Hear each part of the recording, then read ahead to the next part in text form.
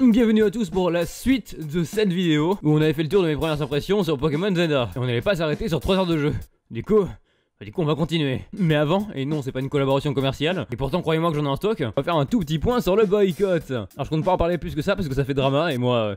j'aime pas ça. Je vous ai peut-être déjà au courant, mais il y a un sacré boycott sur Pokémon Zelda et Pokémon en règle générale, surtout dû aux chiasses qui nous ont sorti récemment. Mais le boycott, je trouve ça juste totalement contre-productif et ça nique le moral de tout le monde. Donc il ne sera pas toléré sur cette chaîne, mais ça ne vous empêche pas de pouvoir débattre du moment que c'est dans la bienveillance. Et je reviens pas qu'en 2025, on soit obligé de dire aux gens de savoir se tenir. De toute façon, je me fais pas trop pour ça. En général, ici, vous êtes sages. Bref, retournons à nos moumoutons. Alors j'avais dit que la ligne directrice du jeu se basait sur notre rang, et juste après que je dise ça, le rang il a fait...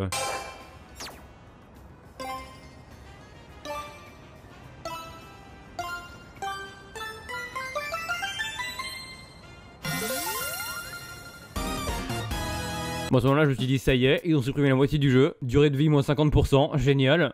Alors qu'en fait c'est juste parce que l'histoire va plus se baser sur les méga évolutions que sur véritablement le rang ZA. Et oui Dimitri, c'est toujours le nom du jeu. Ça ne nous empêchera pas de toujours devoir affronter ce qui aura remplacé des champions d'arène. Sauf qu'à la place d'avoir Jean-Michel Pecno, on a des PNJ un peu plus importants. Et vous voyez là les VTubers qui se cachent derrière des petites filles toutes kawaii. Bah je pense que ça a été la meilleure représentation.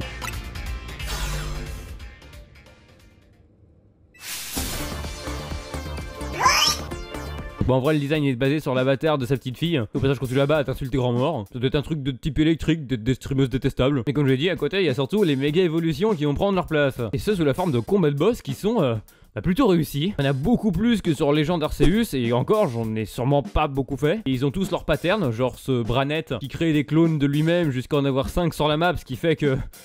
bah c'est l'anarchie. À côté j'ai pu explorer un peu plus en profondeur la map. Et quand je parle de profondeur je parle des égouts. Ouais, ici on est fort en jeu de mots. Aussi dans des bâtiments et plus généralement dans la ville. Et en toute honnêteté j'ai trouvé ça plutôt joli. C'est lumineux et c'est plutôt agréable de parcourir la ville. Le seul truc dommage c'est que les bâtiments sont pas très détaillés. Mais la ville est déjà un peu plus vivante de ce que j'ai entendu dire. Et ça doit sûrement être l'une des principales différences entre la version Switch 1 et la version Switch 2. Fiez pas à mes images, hein, c'est fait avec le petit bouton à la con sur le côté, du coup c'est vachement compressé. Le truc que je serais peut-être le seul à trouver cool, c'est que dans les cafés on peut se poser. Personnellement j'aime bien ce côté contemplatif avec la pluie qui tombe. Et avec ton Pokémon qui attend comme un con à côté là. Au point que lui il a clairement voulu voler mon verre. Bref, si je devais donner mon ressenti, ce jeu Pokémon n'est pas un jeu d'aventure, ou du moins j'ai pas l'impression qu'il ait été pensé comme tel. Bon de toute façon ça se voit rien qu'au fait qu'on a... une seule zone. J'ai l'impression que c'est un jeu qui a plus été pensé pour être contemplatif. Quand on part sur ce biais là, là il réussit plutôt son boulot. Rappelons que de toute façon c'est pas un jeu de la série principale, mais c'est un jeu légende. Et ils sont encore en train de chercher ce qu'ils vont faire avec. Pour le moment je ne trouve pas le jeu mauvais. Si je le compare à l'énorme déception qu'on a eu avant, il y a clairement une amélioration. Je ne rentrerai pas sur le terrain du prix car personne ne l'aura au même. Je préfère juger un produit pour ce que j'en vois et pour l'instant, moi je l'aime bien. On verra ce que la suite nous réserve. Et toi, si toi aussi ton Pokémon il veut le